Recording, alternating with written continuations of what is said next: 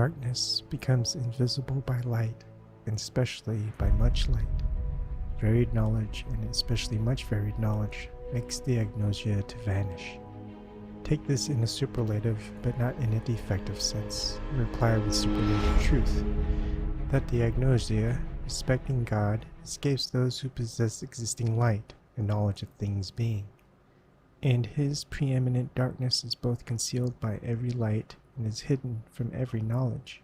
And if any one, having seen God, understood what he saw, he did not see him, but some of his creatures that are existing and known. But he himself, highly established above mind and above essence, by the very fact of his being wholly unknown and not being, both is supercentrally and is known above mind. And the all-perfect agnosia, in its superior sense, is a knowledge of him who is above all known things. Dionysius the Areopagite, Letter 1 to Gaius Therapeutes.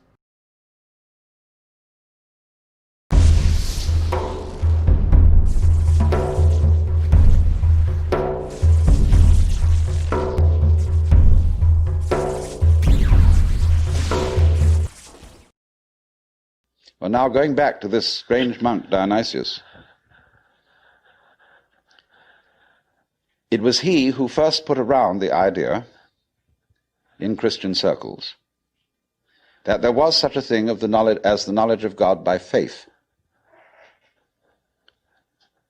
By agnosia, really, by unknowing. And he, in a book which he wrote, very short book called the Theologia Mystica, he wrote a treatise on the higher knowledge of God, which might be quoted directly from the Upanishads in certain parts of it. The last section of it reads like the Mandukya Upanishad, because it's a series of negations. It says what God is not. And he goes very far, because he says that God is not one. He says our idea of unity falls far short of what God is. So does our idea of Trinity. So does our idea of spirit, our idea of mind, of justice, of love. All these things are not really God. And he says in another place, if anybody, having seen God, understood what he had seen, what he would have seen would not have been God, but some creature of God, less than God, some sort of angel or something like that. It's perfectly amazing to consider the influence that this man had. For writing under the name of Dionysius the Areopagite, he became identified, you see, with St. Paul's first convert in Athens. And legend has it that he was the first bishop of Athens and was martyred in Gaul, where he's known as St. Denis. But St. Thomas Aquinas looked upon the writings of Dionysius the Areopagite as having the highest authority. And you could, if all the texts of Dionysius's work had been lost, you could restore most of it from quotations in St. Thomas. He wrote really two very important books. One was the one I said, the Theologia Mystica. The other was called The Divine Names. And these two books presented the two phases of his theology.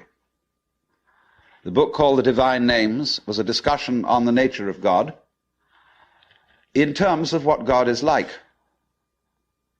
by analogy. And this kind of knowledge of God he called cataphatic,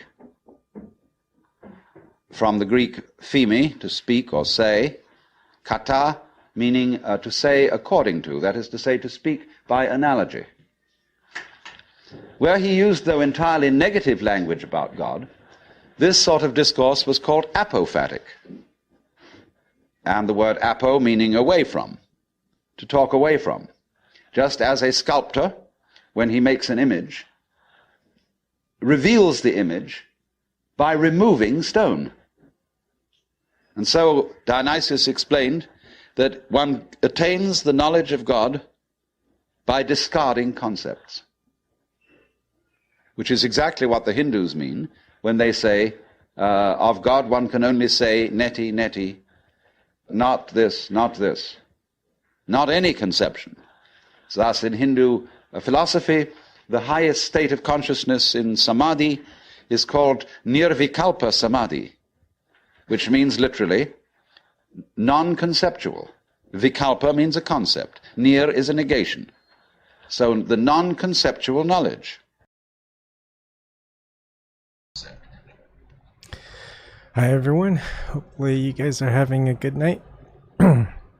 Tonight I am just going to talk a little bit about what I've displayed here, and that was a snippet from Alan Watts on his Zen Buddhism, his experiences, I guess you could say. And while contemplating about a lot of the things that I noticed, is that in the East, in Asia, I guess you could say, Middle East, Far East, they're really not too religious. I mean, a lot of people consider Buddhism, Hinduism, and all of Taoism as being religion, but it's not, because it doesn't really, maybe Hinduism, but it doesn't really try to make out exactly what the source of everything, the creator of all, and all that stuff is. It's kind of what it isn't. And so they don't have a doctrine to follow. They don't have guidelines. Well, they have guidelines. They don't have like laws. They don't have commandments. They don't have anything like that. They have just kind of, you'll figure it out. And when you figure it out, you know, it's in your own way, because and that's quite different than a lot of the Western religions, things that are currently pretty pervasive now, from Europe, that spread all over to everywhere, really. Western religion is everywhere. And in Western religion, you have doctrine, you have dogmas, you have, this is what God, source, whatever, God above all, whatever says. And it's written down here. It was originally written down in Hebrew, then it was translated into Greek, then it was translated into all these other languages, and all these other all these translations from that one source of a book written by someone who wasn't the original sayer of it. Can't validate it. Anyways, it's there. It's to be believed. It is telling you exactly what God is, what God said, what God wants you to do, etc. Right? It doesn't tell you. It doesn't go into what God isn't. It tell you what God is. Therefore, you know what God isn't. And I think that's a very interesting approach if you think about it from the Western religion standpoint and the Eastern philosophical standpoint. And I think I always, as an agnostic and now Gnostic agnostic, which is contradictory, but not really, they complement each other quite a lot. It's imagine a Western religious person, maybe like a Christian or Catholic, whatever, and they finally have an experience of a being, right? And that being tells them that they are God, that they are the creator of all, etc., the source, Tao, whatever, but basically that they are God. They are the Trinity, Holy Trinity.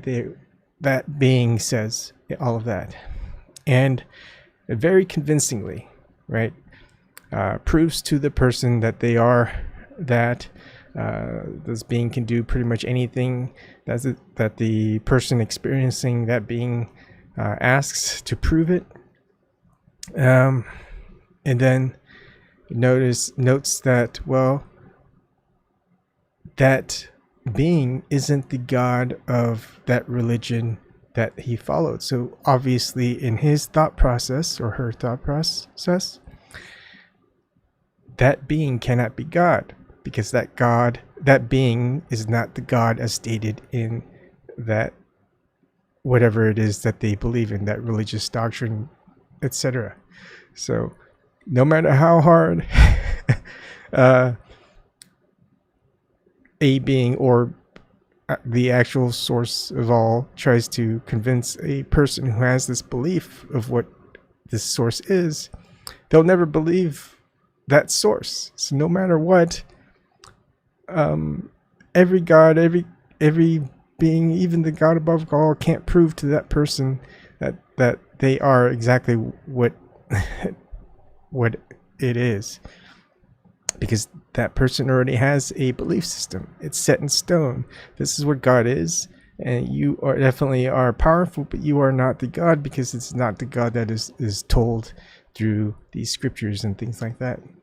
And then you get to the other point.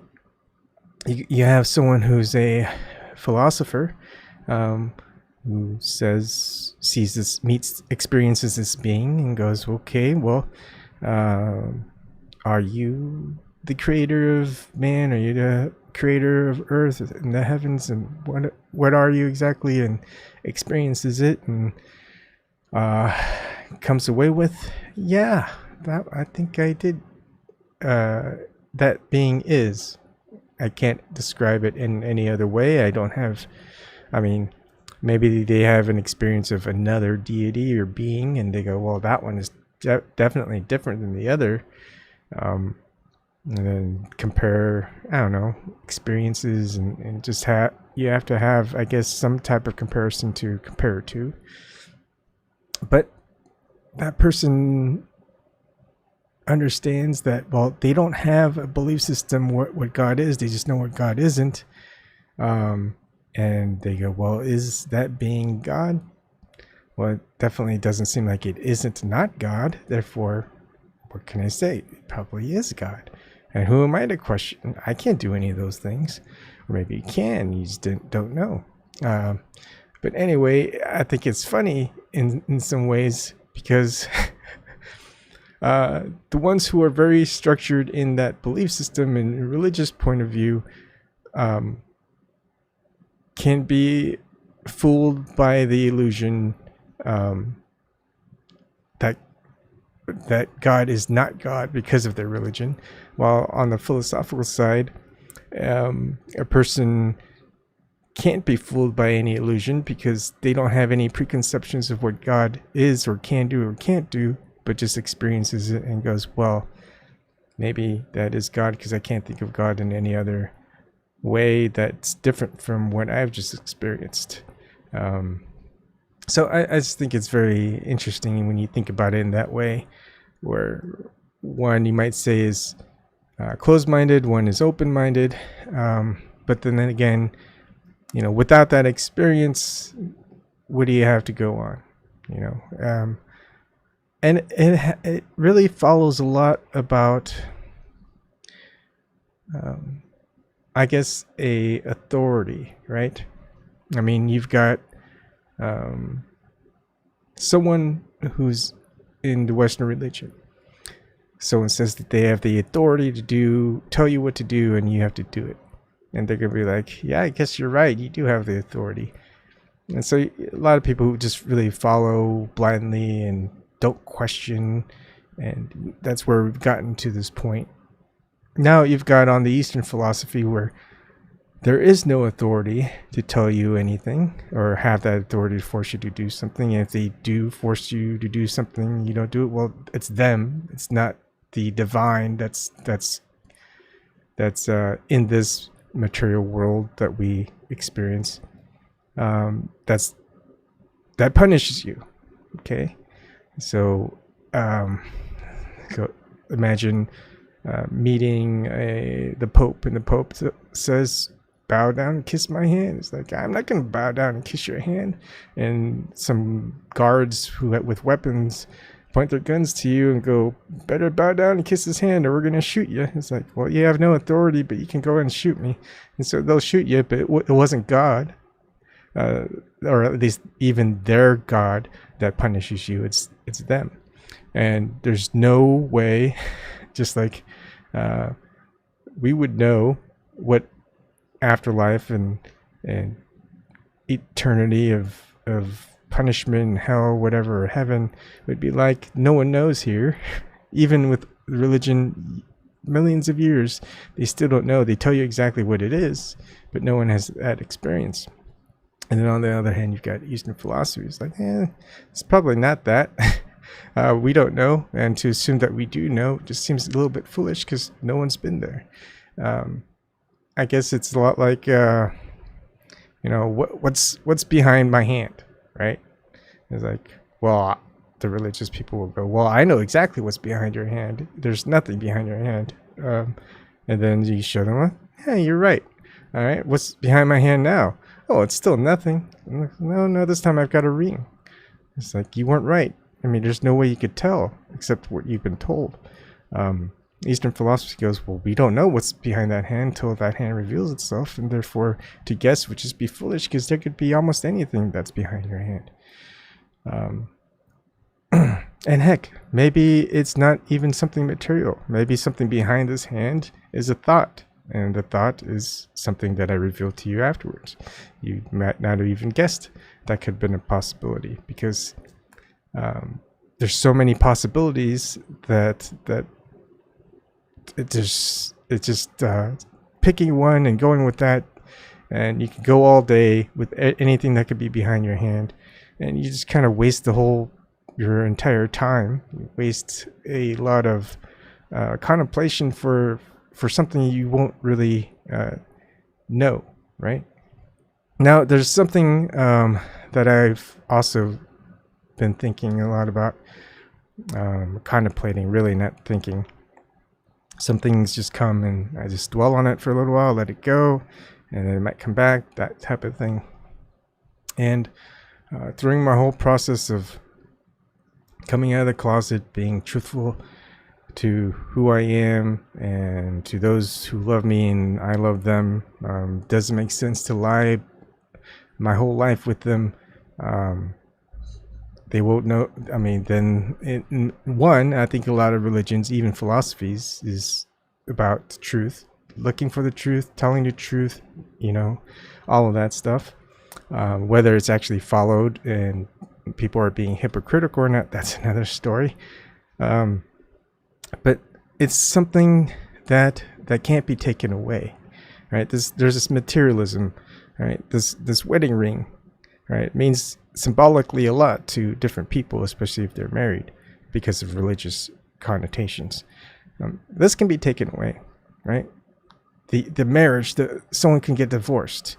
The divorce papers, the legality, that stuff, that can be taken away. But what can't be taken away is your experience with the individuals that you're married, or individual you're married to, or individuals.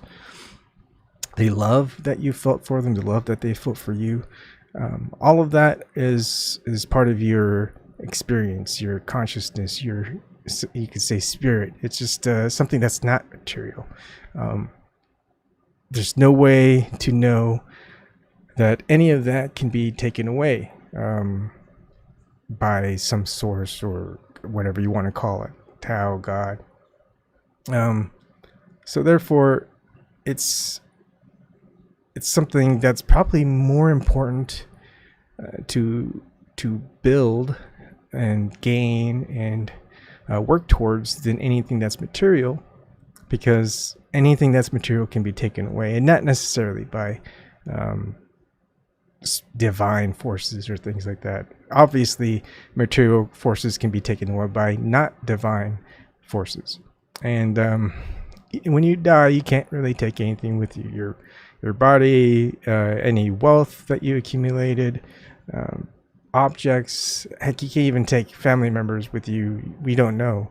All of that is, from what we understand and what science dictates, is when you die, and there's nothing. Your consciousness is gone, because that all resides in your brain and type of thing. But in Western religion, of course, they take the other route. They tell you exactly what happens. In the Eastern philosophical standpoint, it's just another journey that you don't know. I mean, we don't know the journey that we had before we were born.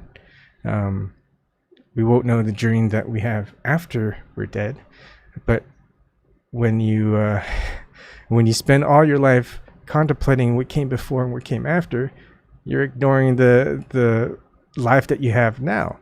And imagine if you did live your whole life contemplating what came before and came after, and then you remembered that part of your life, and you go, I just spent all that part of that life trying to contemplate what comes now, and now is just basically the same thing as before.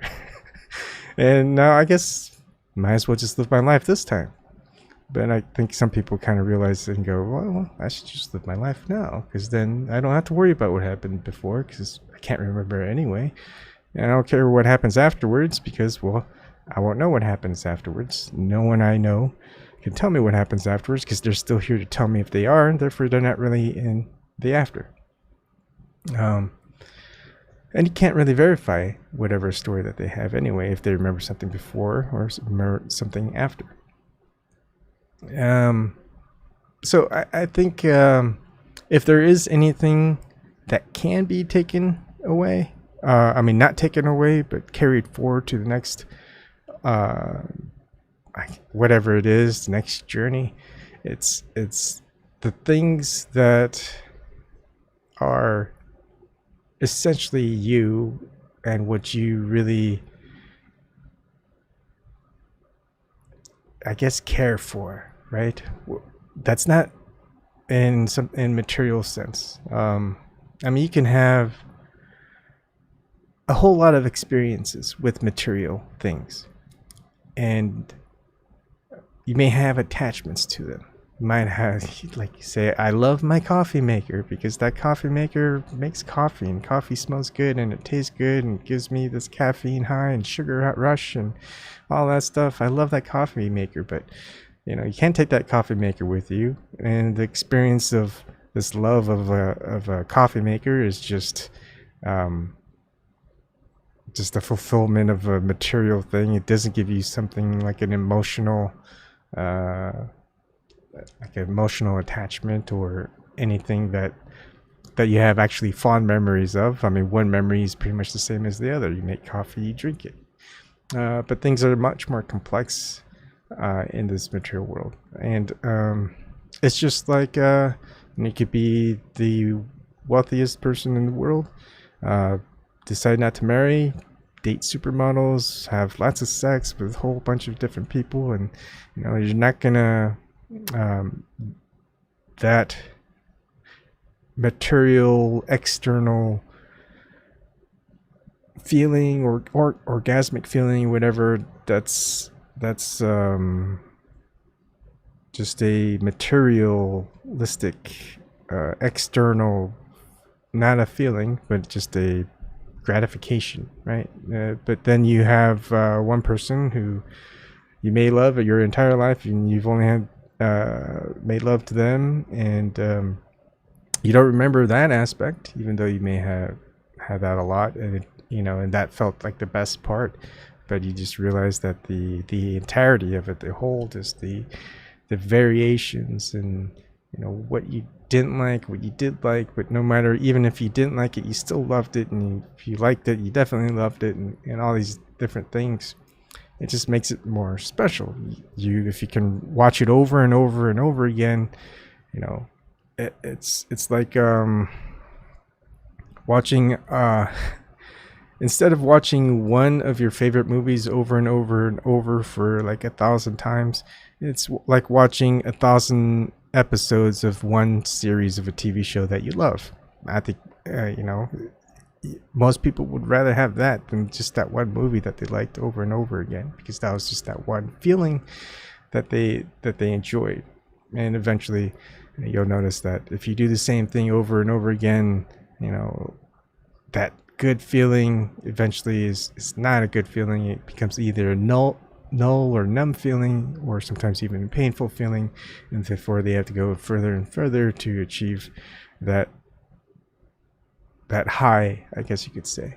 Anyways, that's all I wanted to do, is just kind of give a little bit more insight of how I contemplate certain things, what it means to me, what it doesn't mean to me, and if it helps you, maybe it doesn't help you, and as long as you can think about it and apply it, I guess, somewhere where you realize, hey, maybe there's something more to this than just material life, where there's I didn't know that there's like 4,300 more or less religions out there. And there's all these different philosophical points of view, which they don't tell you anything of what it is, but mostly they tell you what things aren't, unless of course you're, as a philosophical standpoint, you're a certain, you more border on religion, dogmas, what things are. And I think it's interesting when you look into Greek philosophy, where they've really evolutionized philosophy to a religious standpoint of what things are rather than what things aren't, and therefore we know what it could be. Just kind of like the process of elimination, rather than saying, okay, this is this, and we're going to test, we're going to fit these models around it until this is exactly what I said, and if it becomes something different, well, we'll just change it so it fits that criteria. And I think we've been through that, however long it is that we've been through, and we're here now with that same process, and we're just seeing the results of it. Anyways, that's just for another time. I'm gonna read some comments. Hey, in the Fed. Hey, Gardenome. Gardenome. In hell, they force you to donate to TYT over and over. End up he's gonna take coffee with him to the afterlife. Anyways, hopefully it's good coffee and not the ones that are like, oh man, American coffee. I'm telling you, I just can't drink American coffee.